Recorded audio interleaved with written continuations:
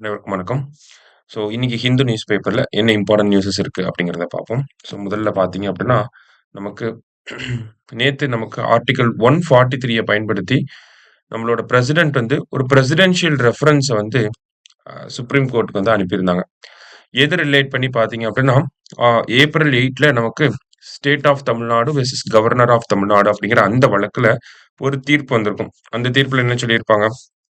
நமக்கு கவர்னருக்கும், பிரசிடென்ட்டுக்கும் ஒரு மாநில அரசாங்கத்தோட மசோதா மீது நடவடிக்கை எடுக்கிறதுக்காக ஒரு டைம் லைன் அப்படிங்கிறத குடுத்திருப்பாங்க. சரிங்களா?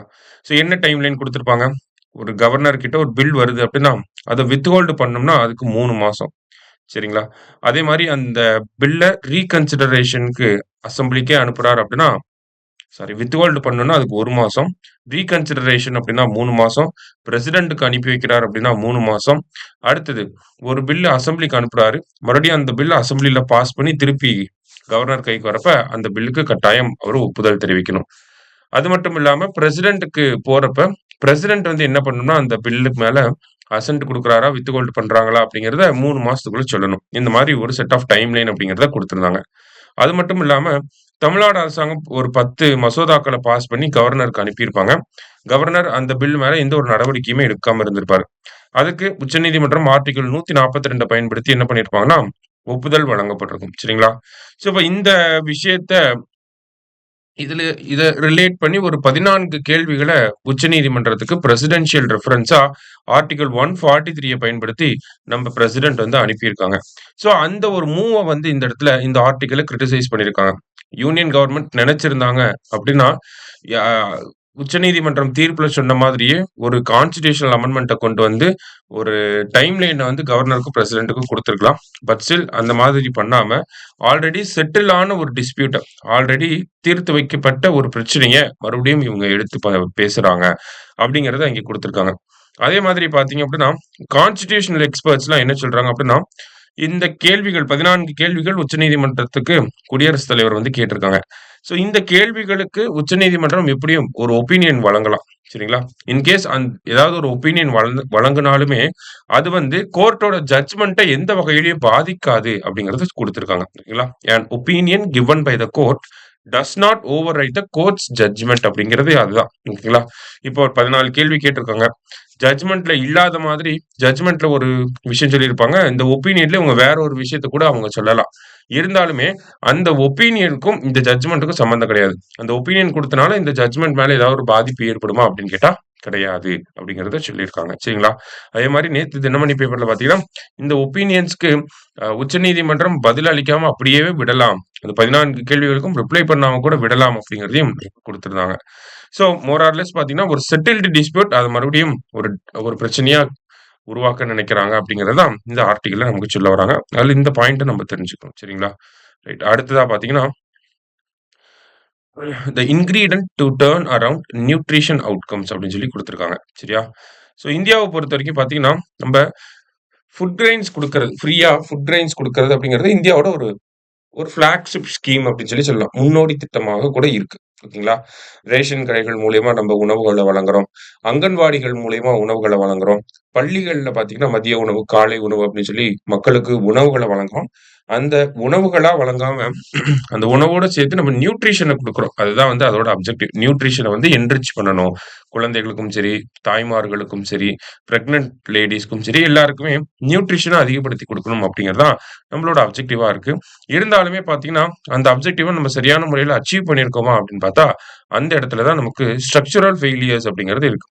உதாரணத்துக்கு என்எஃப்எச்எஸ்ஒய் டேட்டாவ எடுத்து பார்த்தோம் அப்படின்னா, இந்தியால 57% பெண்கள் வந்து அனீமிக்கா இருக்காங்க. ஓகேங்களா? இதுவே ஆண்கள பார்த்தீங்க அப்படின்னா 26% தான் இருக்காங்க. அதே மாரி 5ல ஒரு பொண்ண எடுத்து பார்த்தீங்க அப்படின்னா, அவங்க அண்டர் வெயிட்டா இருக்காங்க. ஓகேங்களா? ஒரு வயசுக்குன்னு ஏத்த ஒரு எடை இருக்கணும். அத விட கம்மியா தான் இருக்காங்க. சரியா? அப்ப அண்டர் வெயிட்டா இருக்காங்க. அனீமிக் பெர்சன்ஸா இருக்காங்க. மால் நியூட்ரிஷன் அதிகமா இருக்கு. ஊட்டச்சத்து குறைபாடு அப்படிங்கிறது அதிகமா இருக்கு. இவ்வளவு விஷயங்கள் இருக்கு. ஆனா ஒரு புறம் பார்த்தோம்னா, நம்ப முக்கியமான திட்டங்கள செயல்படுத்திட்டு இருக்கோம். ஃபுட் கிரெயின்ஸ் குடுக்குறோம். போஷான் போன்ற திட்டங்கள்லாம் இருக்கு.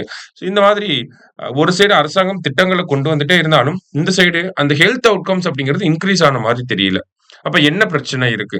நம்ம ஃபண்டிங் ஏதாவது கம்மியா பண்றோமா? அந்த திட்டங்கள மட்டும் பெருசா அனவுன்ஸ் பண்ணிட்டு, அதுக்கு முதலீடு பண்ணாம இருக்கோமா அந்த திட்டத்தின் மேல? அப்படின்னு பார்த்தா அதுவுமே கிடையாது.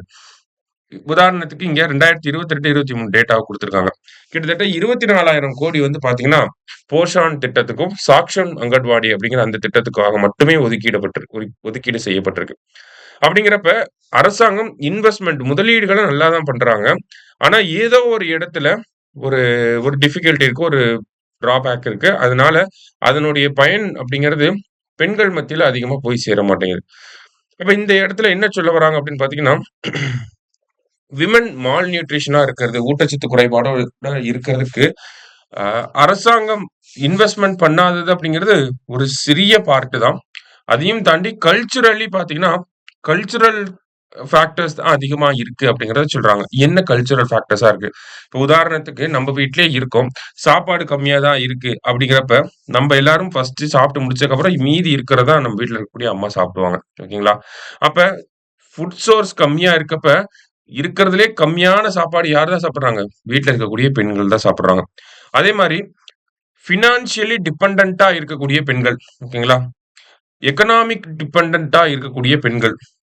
அதாவது வேலைக்கு போகாத, காசுக்காக வீட்ல இருக்கக்கூடிய ஆண்களை எதிர்பார்த்து இருக்கக்கூடிய பெண்கள் மத்தியில பார்த்தீங்கன்னா, மால் நியூட்ரிஷன் அதிகமா இருக்கு அப்படிங்கிறத சொல்றாங்க.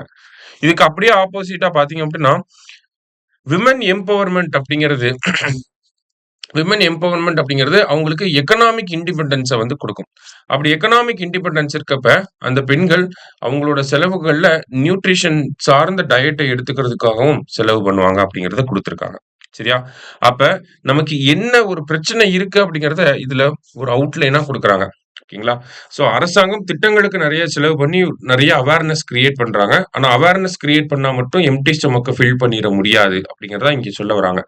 அப்ப அவேர்னஸ் கிரியேட் பண்றதையும் தாண்டி, நமக்கு சோசியல் ஜஸ்டிஸ் அப்படிங்கிறத கொண்டு வரணும். சோசியல் ஜஸ்டிஸ் அப்படிங்கிறத நமக்கு கொண்டு வரணும். அதே மாதிரி விமன் எம்பவர்மென்ட் அப்படிங்கிறத கொண்டு வரணும் அப்படிங்கிறத சொல்றாங்க. ஸோ அந்த மாதிரியான ஒரு விஷயங்கள எடுத்துட்டு வந்தா மட்டும் தான், இந்த மாரி போஷான் போன்ற முக்கியமான திட்டங்கள் சக்சஸ்ஃபுல்லா 100% அதோட கோல அச்சீவ் பண்ணதுக்கு முடியும் அப்படிங்கிறத இங்க குடுத்திருக்காங்க. சரியா? So more or less nutrition outcomes கம்மியா இருக்கு. அது ஏன் கம்மியா இருக்கு? விமன் எம்பவர்மென்ட் அப்படிங்கிறது இல்ல. விமன் வந்து ஜாப்க்கு போறது அப்படிங்கிறது கம்மியா இருக்கு. எக்கனாமிக்கலி ஆண்கள் மேல டிபெண்டன்ட்டா இருக்காங்க. ஸோ இந்த மாதிரியான ரீசன்ஸ்னாலயும், கலாச்சாரம் சார்ந்த ஒரு சில காரணிகள்னாலயும் தான் இந்த நியூட்ரிஷன் திட்டங்களுக்கு நெறைய செலவு பண்ணி நெறைய கொண்டு வந்தாலுமே, அதோட அவுட்கம் கம்மியா இருக்கு அப்படிங்கிறத சொல்றாங்க. சரியா? ஸோ முக்கியமான ஆர்டிக்கிளா இருந்துச்சு. நோட் பண்ணி வச்சுக்கோங்க. மத்தபடி பார்த்தீங்க அப்படின்னா, இன்னைக்கு நியூஸ் பேப்பர்ல இதெல்லாம் தான் முக்கியமா இருந்துச்சு. நன்றி. சுரேஷ் IAS அகாடமி வெற்றியின் முகவரி.